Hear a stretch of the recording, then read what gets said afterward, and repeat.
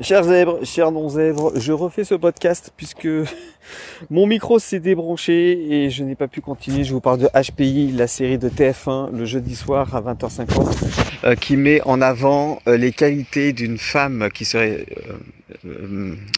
femme de ménage, qui aurait 160 de QI et qui permettrait de résoudre des enquêtes.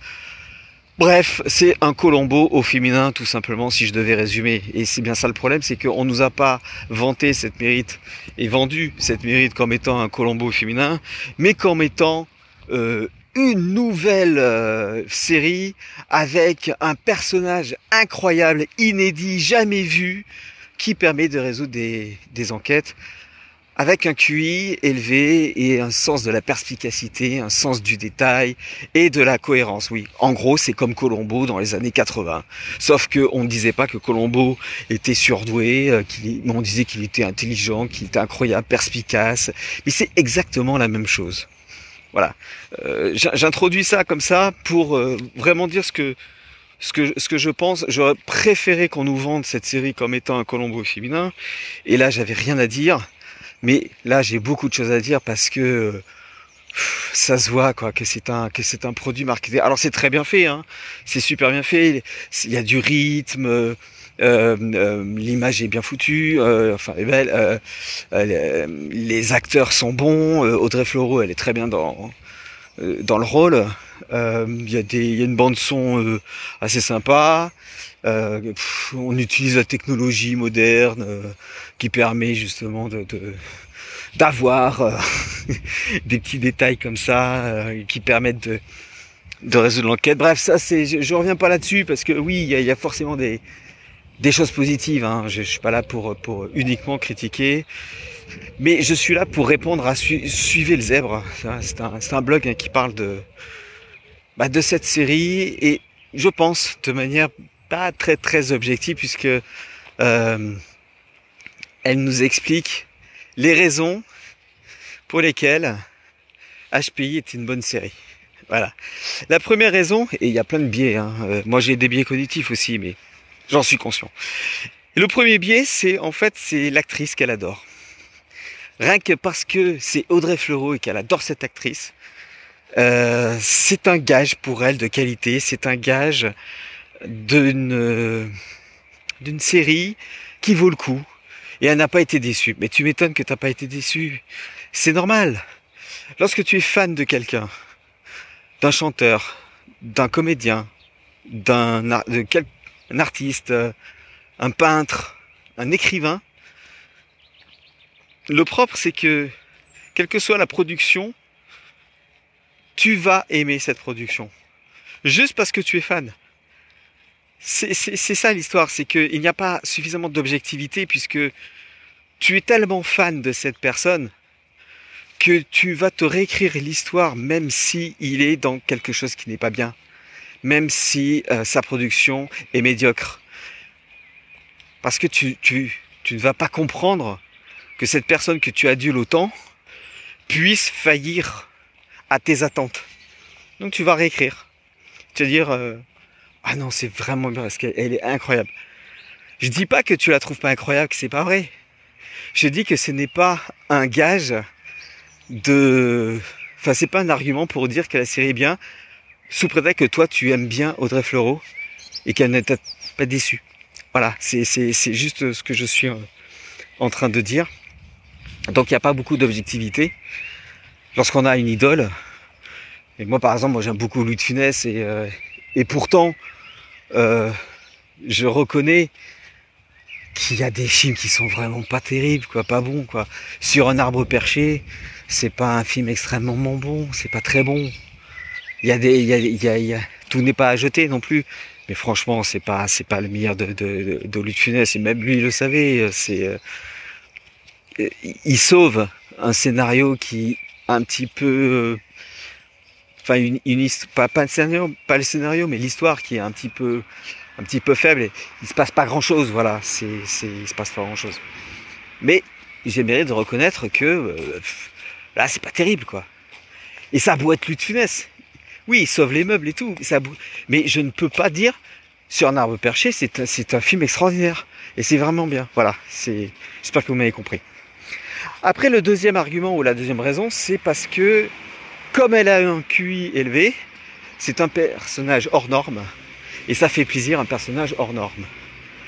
Ben oui, mais la normalité, ça veut dire que tu fais partie, ou elle fait partie, des personnes dans la courbe de Gauss. Je ne sais pas si vous connaissez, c'est une espèce de vague qui monte à un point culminant et qui ensuite descend pour finir à plat, quoi. Enfin, ça, j'imagine que vous voyez une espèce de vague.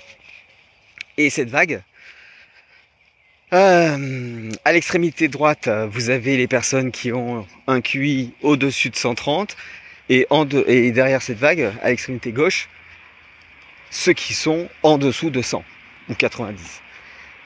En gros, on va dire de côté, c'est les surdoués, et de l'autre, à gauche, c'est plutôt les personnes qui ont un handicap mental, pour ne pas dire attardé.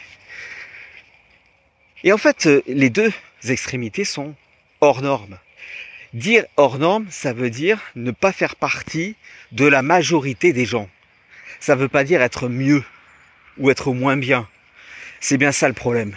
C'est que lorsqu'on dit ouais, c'est pas normal, vous nous trouvez anormaux, mais où le fait de trouver quelqu'un d'anormal est considéré comme étant mieux ou moins bien. Jamais on a dit ça. En tout cas, moi je le dis pas. Je dis simplement, oui, tu es anormal dès l'instant où tu ne fais pas partie de la norme. C'est tout. Et la norme, elle peut changer. Là, ça se trouve, dans 20 ans, la norme, ça sera d'être surefficient, surdoué. Et peut-être que être anormal, ça sera l'inverse. Pour l'instant, c'est pas le cas. Parce qu'il y a plus de personnes qui n'ont pas un QI au-delà de 130. Et même moi, je vous rappelle, j'ai pas fait le test, donc j'en sais rien. Ça m'intéresse tout ça parce que ça me parle. Mais au-delà de 230, vous êtes considéré comme anormal. A privatif, du latin a privatif, normal. Qui n'est pas normal, qui n'est pas dans la norme, c'est tout. Ça veut pas dire que c'est forcément mieux. Ouais. Donc pour moi, c'est pas une raison. C'est une explication, mais c'est pas une raison. Une explication de pourquoi elle est comme ça. Parce que elle est hors norme. D'accord. Mais c'est pas une raison pour dire oh, c'est génial parce qu'elle est hors norme. Dans ce cas, il y a plein de séries où les gens sont hors normes et c'est génial et voilà, les super-héros ils sont géniaux, ils sont anormaux, pardon. Mais c'est pas pour ça que la série est de qualité. Voilà. Alors, j'en suis où? Troisième point, ce que je reproche, c'est qu'on confond, et là Raymond Dazan serait d'accord avec moi, HPI et HPE. Voilà, HPI c'est haut potentiel intellectuel, HPE c'est haut potentiel émotionnel. Même si tout est remis en cause par Nicolas Gauvry, force est de constater qu'il y a deux catégories, ceux qui refusent leurs émotions pendant des années, c'est plutôt les HPI, et ceux qui exacerbent et assument leurs émotions, les HPE. C'est beaucoup plus difficile de vivre avec un HPE qu'un HPI les premières années parce que le HPE va être tout le temps dans les émotions exacerbées. Et le HPI va tout intérioriser, il va rien montrer. Mais alors quand il va péter un câble, alors là, bon courage. Et ça, on n'en parle pas. On associe HPI à hypersensible, HPI à émotion exacerbée, parce qu'elle est complètement décalée sur ce côté-là, personnage d'Audrey Fleurot dans la série. Elle est assez c'est décalé et c'est compliqué. Elle a les émotions en vrac, comme dirait quelqu'un que je connais bien. Ensuite, le quatrième point, et je crois que c'est mon préféré. Alors ce podcast, il est très rapide. Je rentre pas vraiment dans les détails non plus parce que ça prendrait des plombes et vous n'avez pas le temps d'écouter des podcasts qui durent 2 heures. En tout cas, pour l'instant, moi je fais des podcasts de 10 à 20 minutes, pas plus, parce que sinon on n'en sort pas. Et alors le quatrième point, il y a d'autres raisons qu'elle a données, qui pour elle expliquent la raison de la qualité de cette série. Mais, alors juste une chose, ce qui est intéressant quand même dans cette série, c'est de montrer qu'il y a une façon de penser différente de la pensée dite normale. La pensée dite normale que beaucoup de gens ont, c'est la pensée analytique. Il y avait un bouquin qui s'appelait Système 1, Système 2, et il y a la pensée analytique et la pensée globale. Et vous voyez bien que Audrey Fleurot, personnage donc, a la pensée globale. Ça, c'est important de comprendre que lorsque vous avez la pensée globale, vous ne pouvez pas vous arrêter à ce qu'on vous dit, à ce que vous voyez, à ce que vous entendez. Vous êtes obligé de le mettre dans un contexte global, justement. Et c'est pour ça que quand elle dit oui, la statue, elle représente, je sais plus ce que c'était quoi dans l'épisode que j'avais vu l'autre jour. En tout cas, elle représentait une statue qui n'était que dans certaines régions de l'Inde et tout. Et il disait comme il est fan de l'Inde, etc. Bon, enfin voilà, on comprend bien que un objet ne va pas être vu comme un objet, mais comme étant mis dans un contexte général. Et c'est comme ça qu'elle va résoudre les enquêtes, et c'est comme ça que Colombo résout les enquêtes aussi, c'est qu'il ne s'attarde pas à un détail comme étant un simple détail pour rien, mais un détail qui est dans une mécanique plutôt bien foutue, globale. Voilà, il dit, à chaque fois il dit, je ne sais plus où est-ce que j'en étais, et c'est votre fils qui m'a mis sur la piste. Parce que le fils jouait au ballon, et que le ballon, il y avait marqué dessus, je sais pas, un nom d'équipe, et que ce nom d'équipe, il l'avait vu aussi dans le bureau du meurtrier, et qu'il fait des relations. Voilà, c'est mettre les choses dans une perspective, globalement, et de faire des liens. Là, oui, d'accord, là, on est vraiment dans le côté système 2 et le côté HPI, surdoué, zèbre, appelez ça comme vous voulez. Mais bon, il y a beaucoup de raccourcis aussi dans cette façon de voir les choses, dans cette série. Elle aime pas les règles, elle est dite hypersensible. Bon, voilà, j'essaierai de faire un article un peu plus fourni en description, le temps de le mettre en ligne, bien sûr. Vous aurez peut-être ce podcast avant l'article, et puis sinon, vous avez l'article juste en dessous. Et puis, quatrième point, celui-là c'est mon préféré. La raison numéro 1, pratiquement, c'est parce que c'est une femme. Bah oui, c'est une femme, un héros féminin qui résout des enquêtes. Et rien que pour ça, la série vaut le coup. Alors, on est dans une idéologie, forcément. Mais moi, ce que je dis, bravo. Dans ce cas, dites que c'est un Colombo au féminin et que vous avez fait exprès de faire un Colombo au féminin pour montrer que les femmes peuvent être intelligentes. Mais qui a dit que les femmes n'étaient pas intelligentes? Personne n'a dit ça. Il n'y a pas des génies partout chez les hommes. Faut arrêter cette idéologie-là de dire enfin c'est une femme. Mais il y en a des femmes qui sont HPI. C'est pas ça le problème. Le problème, c'est que vous le vendez comme si il n'y avait pas eu de personnage dans ce sens. Vous êtes en train de dire, ils sont en train de dire que heureusement qu'il y a HPI et Audrey Fleurot pour dire que ils vont résoudre les enquêtes grâce à quelqu'un qui a un QI au-delà de 160, et sinon, les flics, ils pourraient pas résoudre les enquêtes. Mais vous rigolez ou quoi? Vous pensez vraiment que dans les hautes sphères, vous avez des teubés? Bravo! Vous êtes en train d'insulter tout encore tout le corps de la police pour dire que heureusement qu'il y a... Non mais arrêtez. Ça ne marche pas comme ça. Bien sûr qu'il y a... connaissez les services secrets, par exemple? Bon, ben heureusement qu'ils n'ont pas un cul de poule. C'est une insulte à leur profession, c'est une insulte à toutes les personnes qui ont la perspicacité, l'intelligence, sans peut-être avoir passé de tests, sans même être au courant qu'ils sont, et sans même le mettre en avant. C'est ridicule. Et sous prétexte que c'est une femme, c'est génial. Ça, c'est de l'idéologie pure. Ça, c'est de l'idéologie pure. De toute façon, c'est de plus en plus comme ça, quoi.